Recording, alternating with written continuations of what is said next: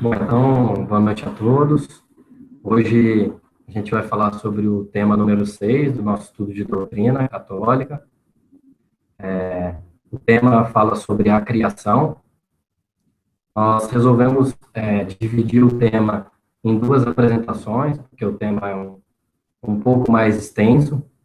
Então, hoje a gente vai falar da primeira parte e a gente resolveu dividir, então, entre, já falando da criação, nós temos, então, a criação propriamente dita, seria o que a gente chama de passive sumpta, e o ato de criar, seria o active sumpta. Então, hoje a gente vai tratar do ato criador de Deus. Então, do ato criador, do porquê do ato criador e assim por diante. E no nosso próximo encontro, a gente vai falar sobre a realidade criada, então, sobre o mundo, os seres e assim por diante.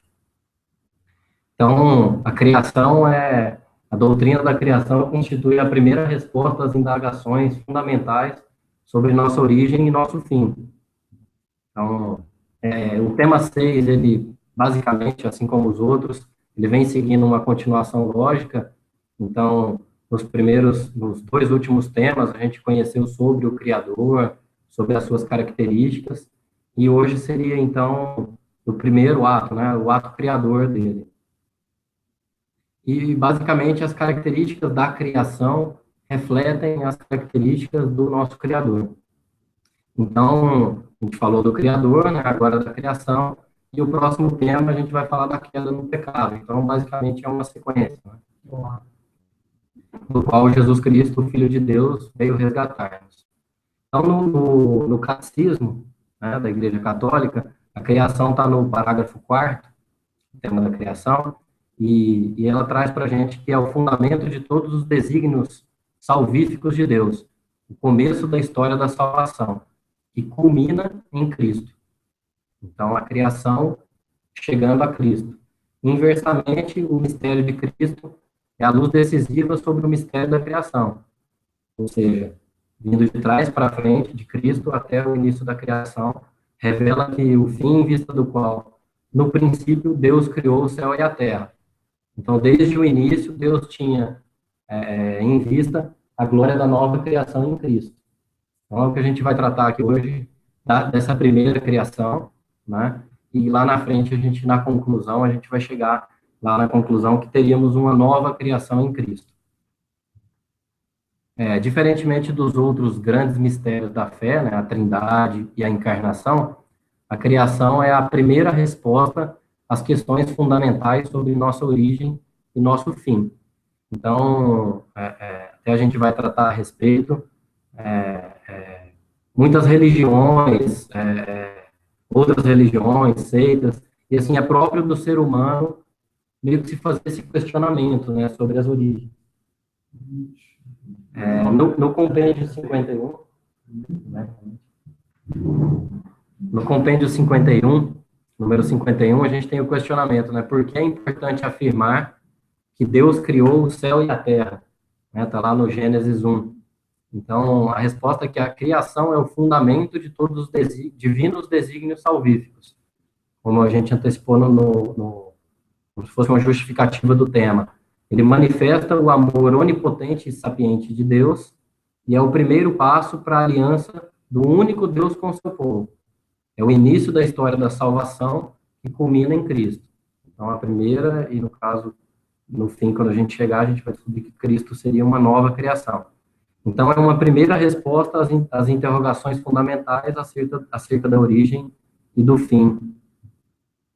Então, a catequese da criação, né, a utilização do tema da criação na catequese, ele tem importância fundamental, porque está ligado aos aspectos, os fundamentos da vida humana cristã. Mas está dizendo que o pai não está aparecendo mais. Será que o senhor envergou? Eu estou vendo, pelo menos. E o senhor está logado com o meu. Eu acho que não está aparecendo o slide. Não está passando?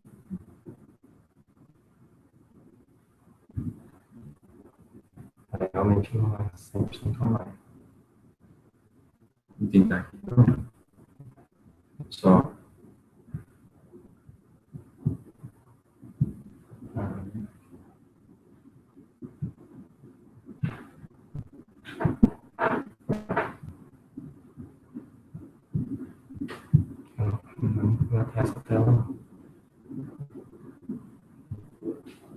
Ele foi. Agora já apareceu. Apareceu? Apareceu.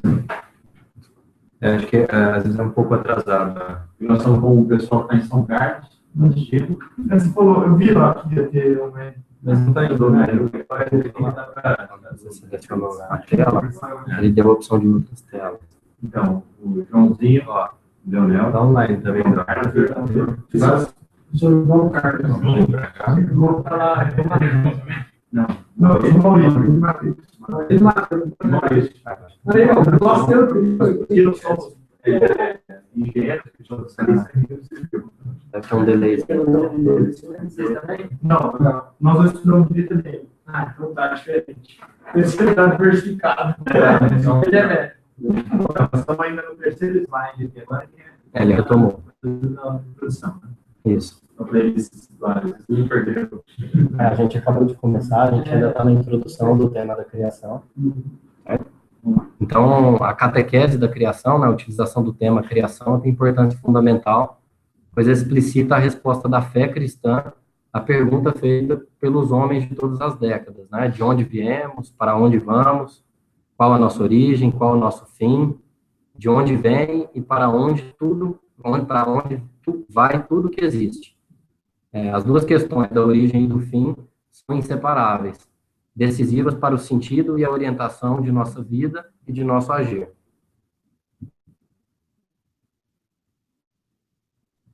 Então, a questão das origens do mundo e do homem é objeto de numerosas pesquisas científicas sobre a origem do cosmos, o aparecimento do homem. Estas descobertas nos levam a admirar ainda mais a grandeza do Criador e render-lhe graças por todas suas obras, pela inteligência e sabedoria que dá aos pesquisadores. Além dessas questões, surge a necessidade de descobrir qual o sentido de tal origem, se ela é governada pelo acaso, um destino cego, uma necessidade anônima, ou por um ser transcendente, inteligente e bom, chamado Deus. Então, aqui a gente está vendo que o próprio estudo mesmo dos cientistas a respeito da origem do cosmo não é um assunto diferente do que a gente fala na religião a respeito da criação. Então, esses cientistas, eles estão todos, digamos, iluminados em seu conhecimento para chegar na mesma resposta, porque tudo tem a mesma origem. Então, não tem como a resposta final ser diferente da que a gente tem, né, da que a gente está estudando. Então, desde os inícios, a fé cristã tem se confrontado com respostas diferentes no que diz respeito às questões das origens, da criação. Mas todas as tentativas dão prova da permanência e da universalidade das questões das origens. Então, diversas religiões, né, e seitas. Então, por exemplo, algumas diziam que tudo é Deus, que o mundo é Deus, que tudo que a gente vê é Deus. Essas são as panteístas. Outras não. Como se sempre houvessem dois princípios. Então, eu tenho o bem e tenho o mal. Eu tenho a luz e tenho as trevas. Então, dois princípios eternos. Seriam os dualistas, do dualismo, o maniqueísmo. Já o deísmo são aqueles que acreditam que sim, tem um criador, uma força criadora, mas que depois dessa criação, essa força criadora teria abandonado a criação a si mesma. Então, é como se fosse que o criador fez um relógio, botou ele para rodar e deixa ele rodar sozinho. Acabar a pilha. E os materialistas, né, o materialismo não, ele não aceita nenhuma origem transcendente do mundo, somente matéria. Então, não acredita num Deus que criou o mundo, então ele surgiu de alguma necessidade da matéria, de expandir e assim por diante, mas não consegue ver o antes disso, que tem que ter um ser motivador, né, aquilo que a gente viu no primeiro tema, que justificava, né, a razão de existir de um Deus, do Deus único. Então, a criação conforme diz o catecismo, um mistério de fé, mas ao mesmo tempo uma verdade acessível à razão humana. Então, não necessariamente são coisas que andam contra... uma falando uma coisa e a outra falando outra. A gente explica, sim, a criação através da razão natural também. Então, no Catecismo 286, ele vem falando que a fé vem confirmar e iluminar a razão na compreensão correta dessa verdade. Jamais a razão poderá chegar a conclusões contrárias à fé, pois ambas provêm da mesma origem. A criação é revelada como sendo o primeiro passo rumo a esta aliança, a aliança de Deus com o seu povo, como o testemunho primeiro e universal do amor todo-poderoso de Deus. Na Sagrada Escritura, a criação é muito bem definida nos 3 primeiros capítulos do Gênesis, né, que falam da criação, da queda e da promessa de salvação. Então, ainda introduzindo o tema, essa de evangelização e utilização do tema, e na conversa realmente com as pessoas que defendem, às vezes, somente a razão que o ser humano enxerga, né? Já há muito tempo, a igreja, né, vem tentando mostrar para o homem que as coisas não estão distintas, a fé e a razão. Então, por exemplo, o texto sugeria esse exemplo de uma catequese do Papa Bento XVI, na Universidade de Regensburg, em 2006, né, que ele fala assim: Deus não se compraz com o sangue, não agir segundo a razão é contrário à natureza de Deus. A fé é fruto da alma, não do corpo. Por conseguinte, quem desejar conduzir alguém à fé tem necessidade da capacidade de falar bem e de raciocinar corretamente, e não da violência nem da ameaça. Para convencer uma alma racional, não é necessário dispor do próprio braço, nem de instrumentos para ferir ou de qualquer outro meio com que se possa ameaçar de morte uma pessoa. Não agir segundo razão, não agir com logos, é contrário à natureza de Deus, disse Manuel II, partindo da sua imagem cristã de Deus, ao interlocutor persa. Ele cita nessa catequese esse fato do Manuel II conversando com o interlocutor persa. É a este grande logos, a esta vastidão da razão, que convidamos os nossos interlocutores no diálogo das culturas. Reencontrá-la nós mesmos, sempre de novo, é a grande tarefa da universidade. Então, ele estava fazendo uma catequese na universidade, né, e tentando melhorar e aumentar cada vez mais esse vínculo da razão com a religião, que não são coisas que falam coisas diferentes, né? A própria razão, ela vem do logos, que é uma das características de Deus, né? Ele age por sabedoria, por razão, tem uma lógica nas coisas. O próprio o São Paulo, no Aerópago de Atenas, né, lá em Atenas, num local onde as pessoas se encontravam para debater, para conversar temas, ele em Atenas, então, nessa época, as pessoas não acreditavam num Deus único, né? Eram mais razão pagã. Então, São Paulo, debatendo com eles, ele se apresentou no Aerópago para convencer os intelectuais atenienses. E fala assim: o que venerais sem conhecer é que eu vos anuncio. O Deus que fez o mundo e tudo o que nele se encontra, ele que é o Senhor do céu e da terra, não habita em santuários feitos à mão, nem é servido por mãos humanas. Costuma-se, como eu citei no começo, costuma-se distinguir a criação entre o ato criador de Deus, que é o que a gente vai falar hoje nessa primeira parte, seria a criação activ sunta, e a realidade criada, né, que é o que a gente vai tratar no segundo tema. Então, hoje a gente vai tratar basicamente do ato criador de Deus e suas características. Em relação ao ato criador de Deus, uma primeira característica, que a criação, ela é obra comum da Santíssima Trindade. Então, a criação, ela é obra tanto do Deus Pai, quanto do Deus Filho, quanto do Espírito Santo. Em cada um dos seus, dessas 3 pessoas que são uma, com as suas características. Então, por exemplo, a revelação apresenta a ação criadora de Deus como fruto de sua onipotência. A gente vincula mais com a característica a Deus Pai, de sua sabedoria a Deus Filho e de seu amor ao Espírito Santo. Cada pessoa divina realiza a obra comum segundo sua propriedade pessoal. No compêndio, no número 52, a gente se questiona: quem criou o mundo? A resposta: o Pai, o Filho e o Espírito Santo.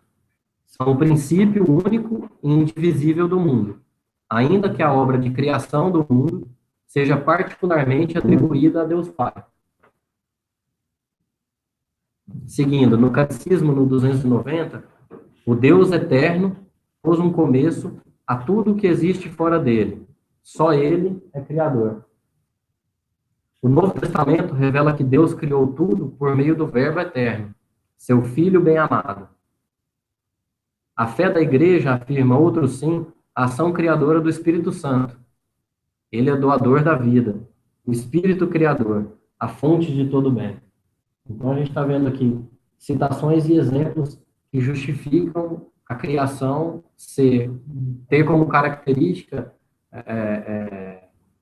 os três, né? A Trindade, cada um com sua característica na criação. No símbolo niceno-constantinopolitano, no credo, né, em que a gente confessa a fé, a gente tem que creio em um só Deus, Pai Todo-Poderoso, Criador do céu e da terra. Então, aqui eu destaquei em cores, para ficar mais fácil, e também na sequência do Gênesis, no princípio, Deus criou o céu e a terra.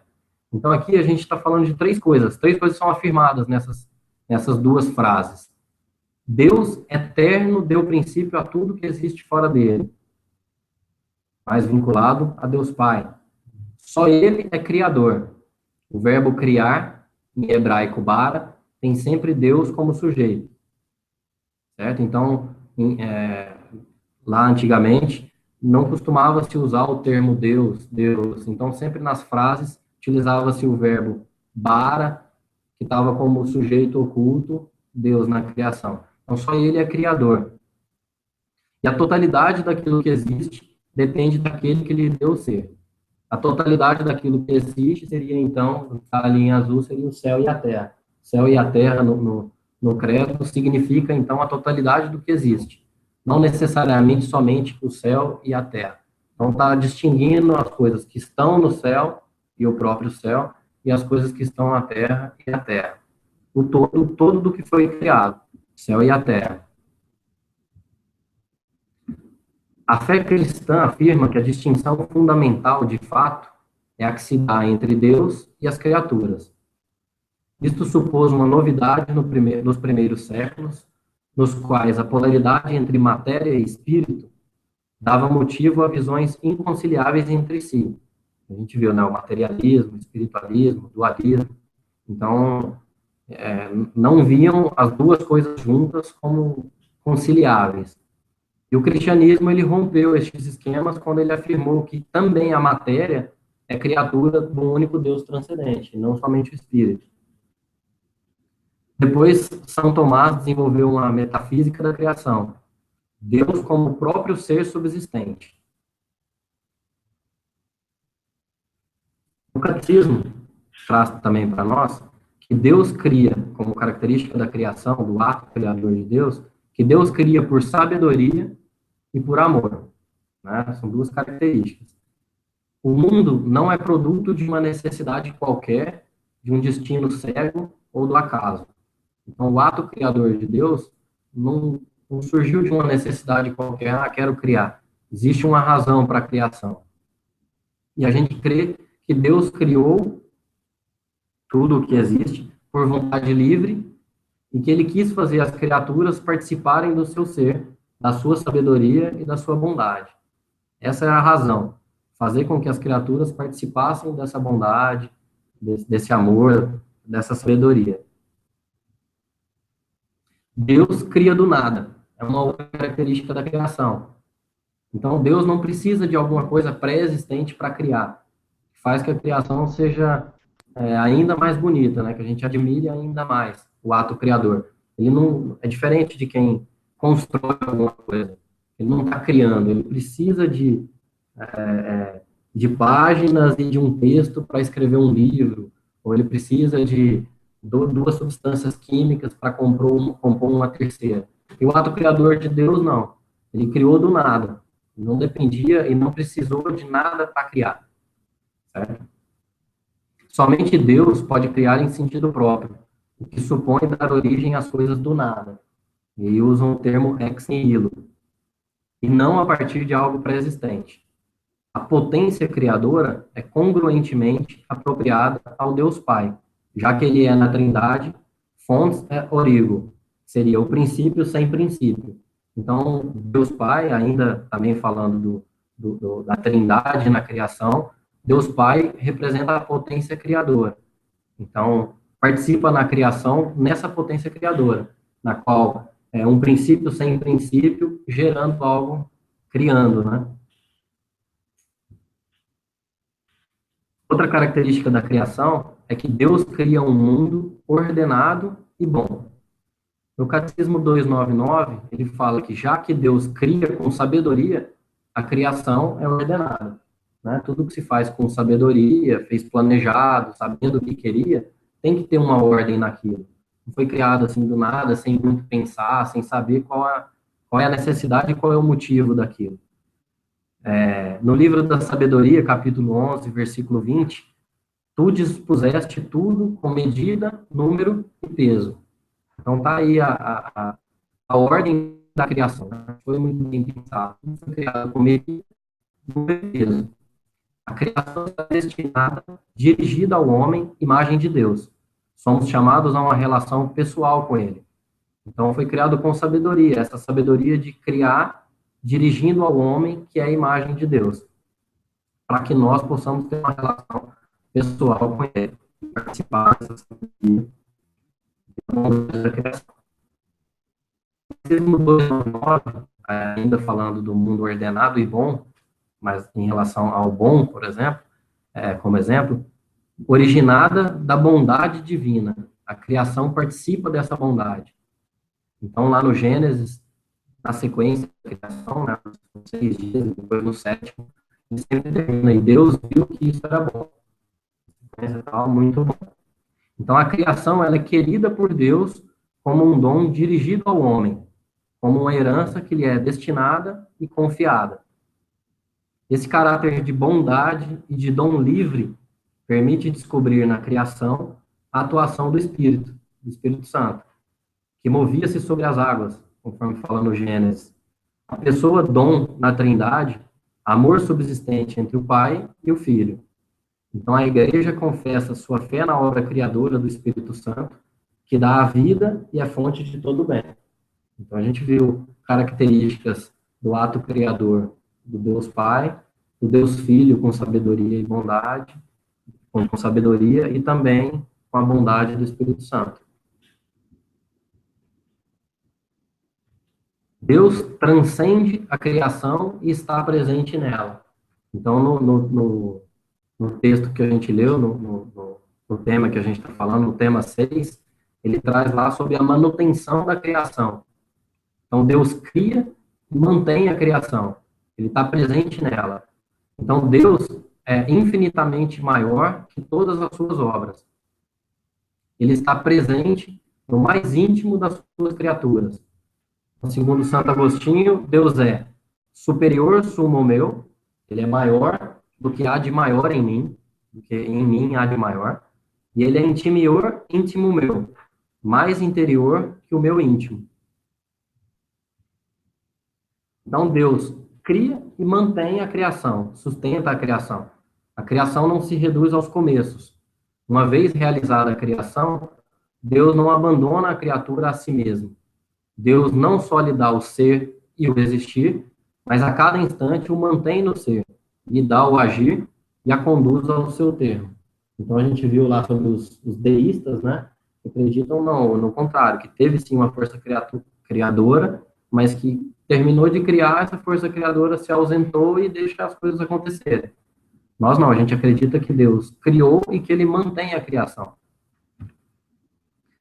Aí também do livro da sabedoria, sim, tu amas tudo o que criaste, não te aborreces com nada do que fizeste. Se alguma coisa tivesses odiado, não a terias feito. E como poderia subsistir alguma coisa se não a tivesses querido? Como conservaria a sua existência se não a tivesses chamado? Mas a todos perdoas porque são teus, Senhor, amigo da vida. Então, está aí reforçando que se ele não quisesse, ele não teria feito. Né? Se ele não gostasse, ele não manteria. Então, Deus cria e mantém a criação. Ela é criada, uma outra característica da criação, do ato criador, a criação ela é criada em estado de caminhada. E usa o termo in statu via. Caminhada para uma perfeição última a ser atingida. Então, foi criado com sabedoria e com bondade, mas num estado de caminhada para o que se espera do ser humano, né? Que é essa caminhada à perfeição, para chegar ao máximo possível à semelhança de Deus e para poder ir aos céus. Então, a noção de conservação faz o papel de ponte entre a ação criadora e o governo divino, que era divino, no mundo, que seria a providência divina. Então, aqui a gente vai começar a entrar no tema, na sequência, falando da providência divina, que consiste nas disposições com que Deus conduz as suas criaturas para a perfeição última. Então, ela foi criada, mas Deus, através da providência divina, conduz a gente para essa perfeição, para a qual Ele as chamou. Para a sua realização, se serve também da cooperação das suas criaturas. Então, tem a providência divina, mas também nós temos que participar, né, com um ato de sabedoria e também de amor, para que as coisas aconteçam, para que todo mundo chegue a esse estado de perfeição última. O Espírito Santo, aí no Catecismo 304, autor principal da Escritura, atribui muitas vezes ações a Deus, sem mencionar segundas causas segundas. Esta é uma forma profunda de lembrar o primado de Deus, sua senhoria absoluta sobre a história e o mundo, e de educar para a confiança nele, a confiança em Deus. Em Mateus, por isso não andeis preocupados, dizendo, que iremos comer? Ou, que iremos beber? Então, essa seria a confiança que a gente tem que ter na providência divina. Né? Tá lembrando a nós do primado de Deus, de que Ele é Senhor sobre a história e sobre os acontecimentos do mundo, e de nos educar para confiar nele.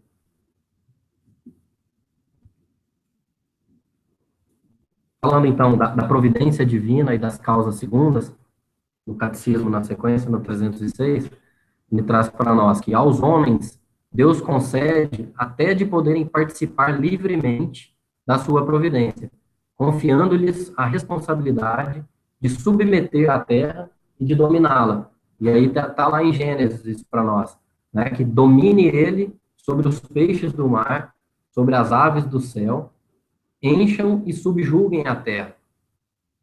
Deus concede assim aos homens serem causas inteligentes, livres e segundas para complementar a obra da criação. Então, ele nos criou em statu via, né, em estado de caminhada para essa perfeição, e através da providência divina, ele também nos permite participar dela, né? Então, criou aí o mundo para que nós, seres humanos, dominemos o mundo sobre os peixes do mar, sobre as aves do céu, para que enchamos e subjuguemos a terra, e cuidemos da terra. E na sequência, se a gente está falando, então, da providência, que é um ato, então, que foi criado o mundo e que tem já um próximo passo para tudo fazendo parte da providência divina, algumas pessoas, a gente passa a se questionar, poxa, se já está tudo bem pensado, se criou com bondade e sabedoria, de onde que vem o mal, né?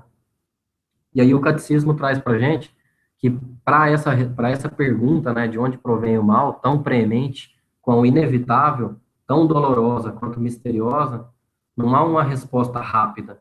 É o conjunto da fé cristã que constitui a resposta a esta pergunta. Em sequência, para ficar mais claro. Deus quis livremente criar o mundo em estado de caminhada para a sua perfeição última. Este devir permite, no desígnio de Deus, juntamente com o aparecimento de determinados seres, o desaparecimento de outros. Juntamente com o mais perfeito, também o menos perfeito. Juntamente com as construções, o menos imperfeito. Juntamente com as construções da natureza, também as destruições. juntamente com o bem físico, existe, portanto, o mal físico, enquanto a criação não houver atingido a sua perfeição. Então, aí, São Tomás de Aquino, né, entendendo sobre de onde provém o mal e também sobre a providência divina, nos explicando, né, que juntamente com o mais perfeito, também o menos imperfeito. Ele também permite, né, Deus, criando com sabedoria e na providência divina, que juntamente com as construções da natureza, que também ocorram destruições, que juntamente com o bem físico, também o mal físico, até que a criação atinja a sua perfeição para a qual ela foi criada. O bem seria o equilíbrio. O bem seria a ausência do mal. É isso? Acho que o bem total é a ausência do mal, né? É a perfeição, onde ele está caminhando. O bem na totalidade. Entendi. É complicado. Não, Deixa eu falar. Vamos adiante. Guarda a pergunta aí, que ela Eu dava para uma boa também. ela vai. Segura um pouquinho que ela vai. Aqui ainda sobre o ato criador, né, a providência e o escândalo do mal.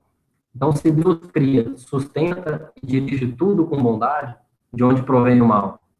Os anjos e os homens, criaturas inteligentes e livres, devem caminhar para seu destino último por opção livre e amor preferencial. Então, o ser humano é livre para procurar esse estado de perfeição com as suas atitudes. Então, ele pode optar, já que ele é livre, pelo mal, por não fazer as coisas que são coisas boas. E aí sim surgiria o mal. Deus não criou o mal. É uma opção do ser humano, certo? Porque ele tem essa opção em suas atitudes de fazer as coisas que não são coisas boas. Podem, no entanto, desviar-se. E de fato pecaram. Foi assim que o mal moral entrou no mundo, incomensuravelmente mais grave do que o mal físico. Para a realização de seus desígnios, Deus se serve, então, do concurso das criaturas, certo? Ou seja, a providência divina, mas ele abre para nós uma opção da gente participar. E concede aos homens uma participação da sua providência, respeitando a sua liberdade, ainda que atuem mal. Ainda no Catecismo, no 312, traz assim, com o passar do tempo, pode-se descobrir que Deus, em sua providência todo-poderosa, pode extrair um bem das consequências de um mal. E a gente crê nisso, firmemente, que Deus é o Senhor do mundo e da história, mas os caminhos da sua providência, muitas vezes nos são desconhecidos. Só no final, quando acabar o nosso conhecimento parcial, quando virmos Deus face a face, teremos pleno conhecimento dos caminhos pelos quais, mesmo por meio dos dramas do mal e do pecado, Deus terá conduzido sua criação até o descanso desse sábado definitivo, em vista do qual criou o céu e a terra. Então, o que a gente conclui disso daqui? Que enquanto a gente não chegar nesse estado de perfeição e estiver lá contemplando Deus face a face, a gente não tem pleno conhecimento do porquê as coisas acontecem de mal, porque uma criança eventualmente tem uma doença grave e vem a falecer, sendo que era uma criança e a princípio nunca pecou, tá, ainda em estado de graça, ou porque acontece um acidente aéreo e cai um avião e morrem, às vezes, pessoas que a gente conhece. Então, a gente só vai ter pleno conhecimento desse porquê, que a gente, a princípio, na razão, que a gente acaba muitas vezes entendendo como um mal por não acreditar na providência divina e não entregar a nossa vida ao que ele deseja. Então, tem que acreditar muito que ele pode extrair, que a gente pode extrair um bem das consequências de um mal. E a gente, pelo que fala aqui, a gente só vai ter esse pleno conhecimento se a gente chegar nesse estado de perfeição e quando chegar a contemplar Deus face a face. Terminando, então, o tema 1, e aí voltando lá no título do tema, que falava de uma nova criação em Cristo. Então, no término do texto que a gente leu do site do Opus Dei, ele fala sobre criação e salvação. No catecismo fala também isso, que a criação foi feita com vistas ao sábado, o 7º dia, em que o Senhor descansou. Dia em que culmina a primeira criação, em que termina a primeira criação, mas que se abre um 8º dia, que é um dia em que começa uma obra ainda mais maravilhosa, a redenção, ou seja, a salvação, a nova criação em Cristo.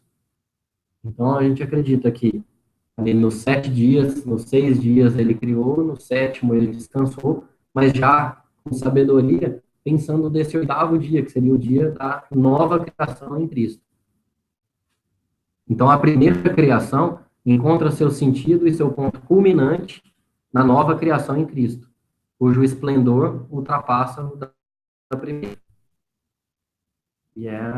Talvez situando um pouco aí, o pessoal que é a primeira vez, né? A nossa proposta é conseguir estudar 40 temas, então, tratar sobre os assuntos, né, da fé católica, num nível um pouco mais aprofundado. Então, ele também, no próprio texto, traz referências e depois é um material assim que aprende bastante coisa, né? Querendo aí estudar, tem como, né?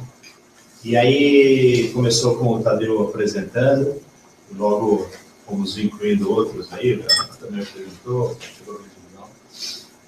Então não é que cada um vai ter que fazer uma apresentação, mas depois todo mundo está convidado aí a fazer perguntas, isso sim. A gente teve essa dinâmica.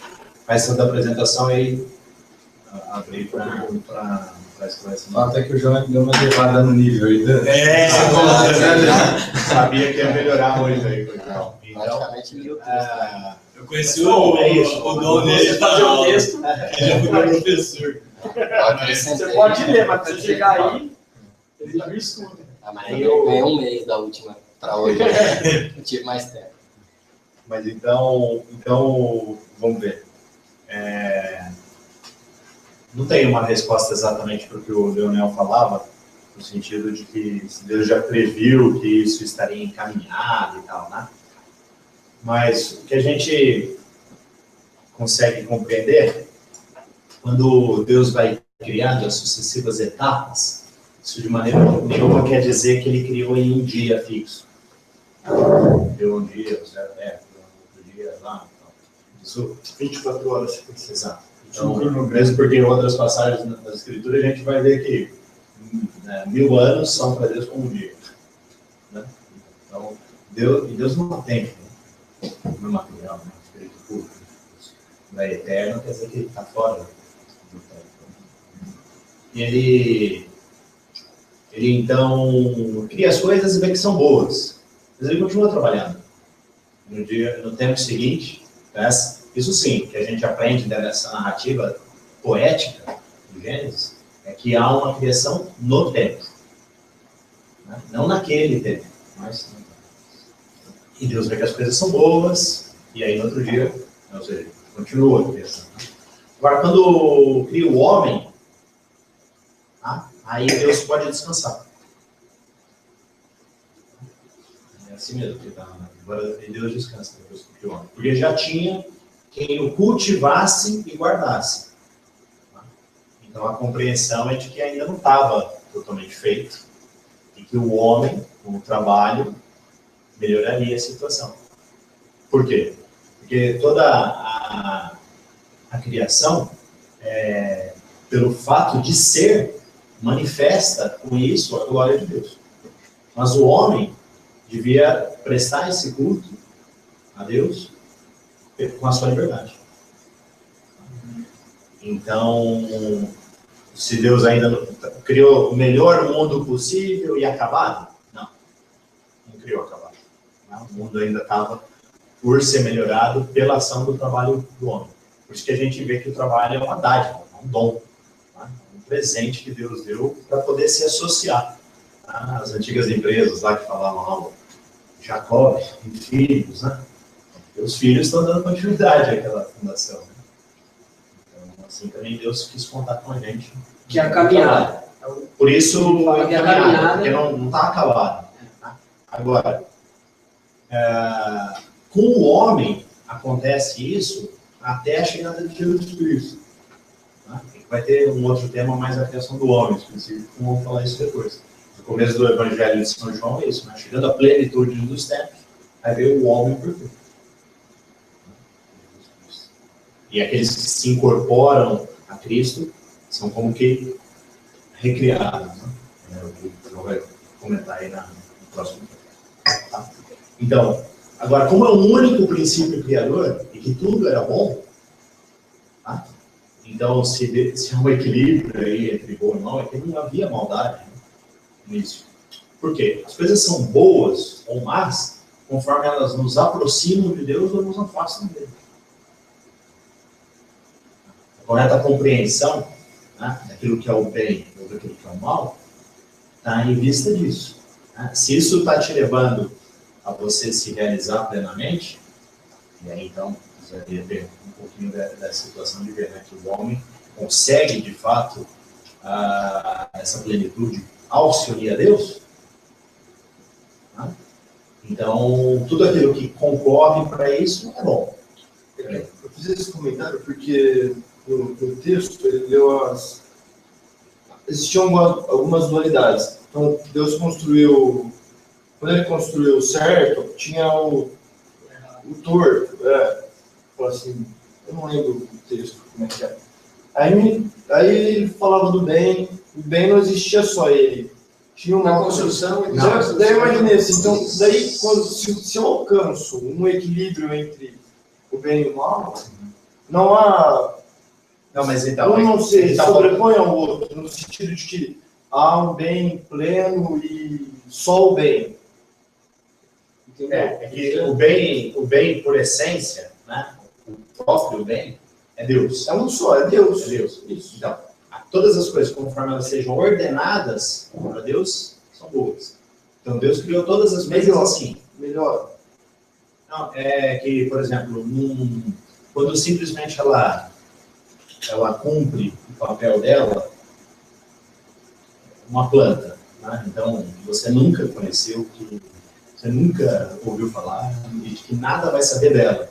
Né, que nasce no meio de qualquer floresta, de qualquer época inatingível. Né?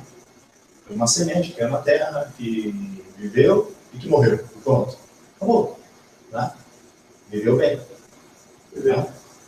Tudo bem. Agora, uma planta que foi a semente, que começou a brotar, e aí veio uma enxurrada, né? E levou toda a terra embora, e ela secou ali, no final das contas, também. Por quê? Não há bondade ou maldade onde não há moralidade, onde não há liberdade. Então, só exatamente a gente pode falar de bem e de mal no homem. Em todas as outras coisas não há maldade. Então, se você admira lá que, puxa vida, como voa bem esse tucano, que bonito que ele é, tal, os padrões estéticos. Mas ficou horrorizado a hora que ele come simplesmente um filhotinho, né, de outra espécie e tal. Isso é uma bondade, e tudo isso é bondade. Né? Então, não há maldade nisso, porque ele simplesmente está na cadeia alimentar. Não há bem e mal onde existe razão. Exatamente. Né? Onde existe vontade, não seria ao homem. Então, é que, por isso, como esse tema agora foi dividido, né, pela extensão, e está fixado no poder criador, no ato criador, então nós só estamos vendo a bondade. Né? Vamos precisar continuar o tema para ver a queda. E aí é que vai entrar o mal no mundo. Se eu bem entendi ali, a providência... Então, por isso que não há esse equilíbrio aí, entendeu? Quando eu falava assim. Então, nós estamos vendo até uma situação... Puxa vida, é só... Que parece só o bem. Né? Só que ele ainda não estava pleno, de fato. As coisas estavam muito bem, estava jóia, mas não estava pleno. Essa plenitude vai vir, então, depois com a graça. Né? Em Jesus Cristo. Mas o resto da natureza, não. O resto da natureza é estável. Né? Só os anjos e os homens é que vivem nessa condição de ter que fazer essa opção por Deus. Daí uma provável etimologia da palavra religião que é reeleger, escolher novamente. Uma vez ele escolheu errado. Né? Escolheu virar as costas para Deus. E agora ele tem a chance de reeleger. escolher agora, assim como uma outra etimologia é que ele se separou de Deus e agora ele pode religar a Deus.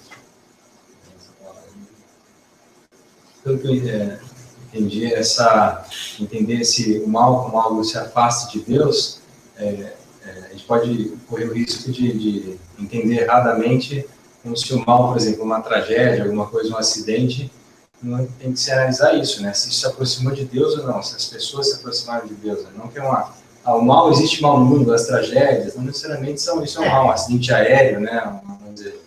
Olha, porque assim, nós vamos chamar isso de mal, né? Tem um grande problema assim que a gente situa, né? As palavras, elas não são unívocas, ou seja, não é que com o mesmo som, a mesma palavra, todo mundo capta o mesmo sentido. Tá? Às vezes há equívocos, ou seja, pela mesma voz, né, com a mesma palavra, a gente fala coisas diferentes. Então, é lógico que aconteceu um desastre aéreo e lá foi uma coisa boa. Ninguém vai falar que foi uma coisa boa assim, mas em si mesmo, né? Em si mesmo, né? O fato em si, né? Não conta. O que conta é cada uma das pessoas envolvidas. Se foi bom ou mal para cada uma dessas pessoas envolvidas naquele acidente, aí é no fundo do coração que a gente vai ter que discernir. Então, para alguns, pode ter sido muito bom. Essa incerteza do momento da morte, mas, no entanto, a certeza de que ela vem, é a outra pergunta fundamental, né? Então, quais são as perguntas fundamentais aí? Oncotô, broncovô, broncovim, né? Então, o mineiro já está acertando. Agora, também, né? Então, se foi bom ou mal, eu perguntei, não quer ir para o céu? Alguém vai ficar de braço abaixado e falar assim, eu quero, mas não agora.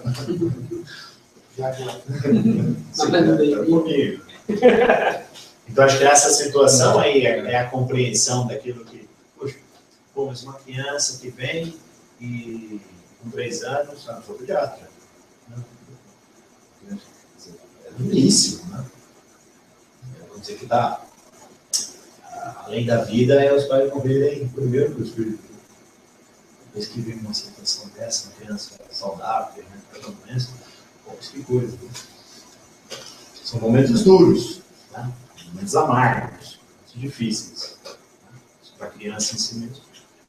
Olhando com olhos de eternidade, assim, né? Olhando com olhos de eternidade, assim. É duro para quem fica. É duro para quem fica. Sempre é, né? Sempre é. E a cruz, como seria? Uma analogia, vai para frente? Acho que daí é um outro tema, né? Vamos primeiro estudar a continuidade aí da criação e ver a queda. Lógico que vai ser importante. Tem a ver com isso. O mal.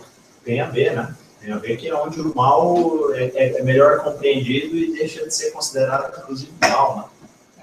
Deixa mais a ser considerado uma providência mesmo. Então, mas é que assim, tem que focar um pouquinho no tema, senão a gente vai sempre ficar lá nisso aí, né? E daqui a pouco a gente vai entrar numa casuística de moralidade. Né? Mas o que é importante, então? Né? A teologia se faz pela revelação. Ou seja, tem coisas que o homem poderia conseguir conhecer e consegue conhecer só pensando, sem que Deus fale para ele como é. Esse foi o primeiro tema de todos. Né? Agora, são uma outra etapa em que Deus se revela, ou seja, Deus tira o véu. Tá? Deus mostra o que tem dele mesmo e como ele agiu. Essa é a revelação. Então a gente está partindo isso de citações agora, das escrituras e do magistério da igreja. Tá? Compreensão correta dessas escrituras e outras fontes que a tradição. Então,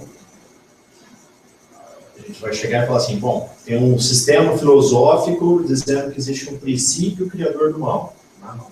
Ou uma religião também, dizendo isso. Tá? E tem aqui a religião judaico-cristã dizendo que não. Então nós vamos poder fazer aqui esse diálogo. Tá? Então, a citação do Papa Bento XVI, em Regensburg, em 2006, é um texto de 800 anos, prévio, mais ou menos, vários séculos antes, quando ainda, né, existe um domínio muçulmano em uma parte da Europa. E o que eles estão discutindo aí? Qual é a verdadeira religião e como o cristianismo é superior. Como é o segundo imperador, demonstra isso. Né? E os que estão aceitos aí, o tal do imperador persa, não era muito estudioso com isso. Ele pega de novo essa citação que foi super polêmica. Né? Só que isso ajudou o diálogo por lembrar um texto, coisa de que parecia para a imprensa de início que ficou muito mal. Bom, ele se viu, o cara vai mostrar aqui. Mano, justamente falou isso. Pela violência, não consegue conversar. O debate das ideias. Por isso, compreender exatamente o que a outra pessoa está dizendo e perguntar. Então, essa é a primeira situação. Né? Então, as coisas começam a ser vistas diferente. Por isso que são subsídios para as respostas. Bom, mas onde que está o mal? O mal veio, então, a criação é má? A gente falava previamente, né? Uma ideia platônica, né? E vários outros sistemas filosóficos idealistas é que o corpo é mau. E é uma prisão da alma. A prisão pensa assim. O corpo é bom. E que ele faz com que a alma consiga viver. Tá? Depois vem que ele é uma ressurreição do corpo. Que é um estado superior da criação.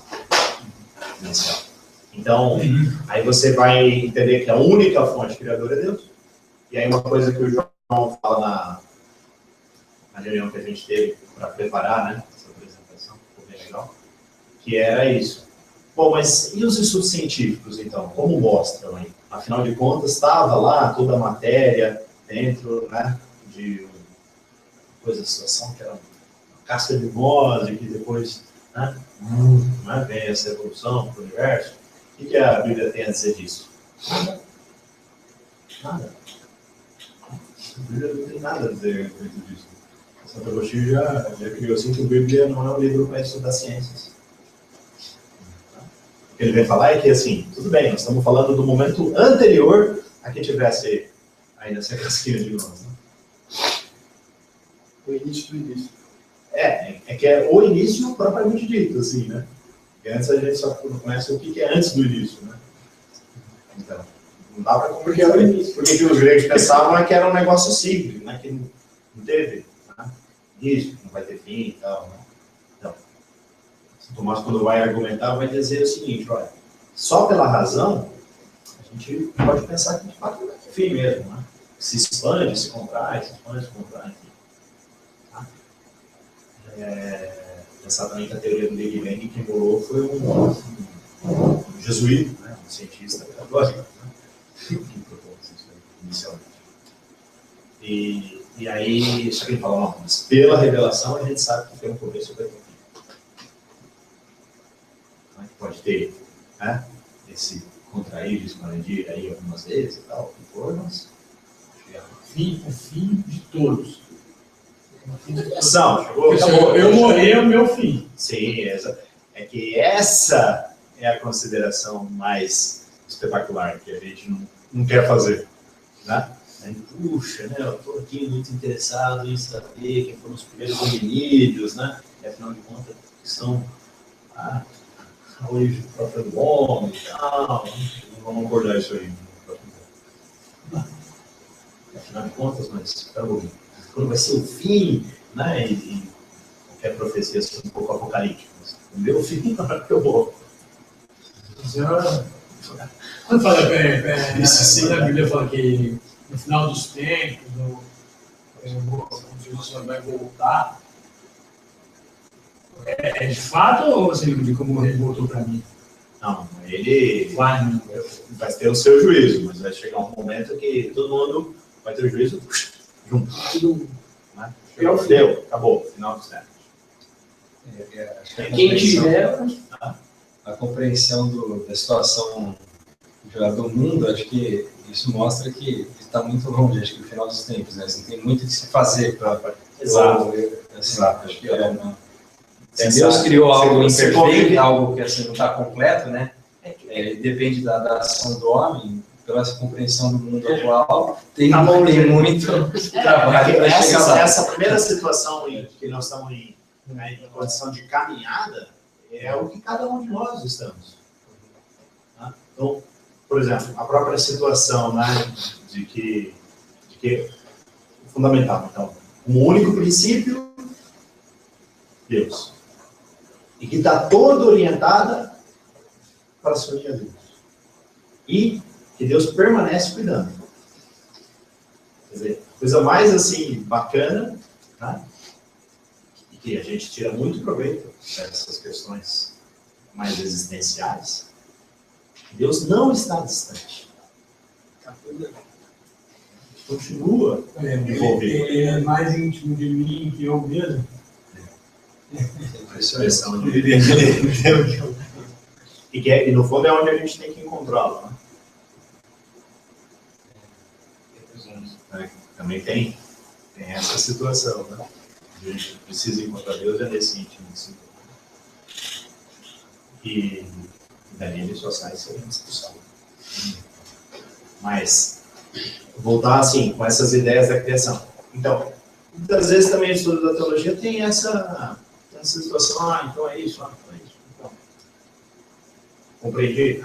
Aceitei. Onde vai? Depois cada um tem que buscar conclusões próprias. O escritor não fica com a cara assim de... E lógico, não é também o objetivo aqui de fazer uma revelação de grupo, ó, quero contar para vocês, então, que eu tive para voz, né? Autor, né? Assim. Agora, isso muda, né?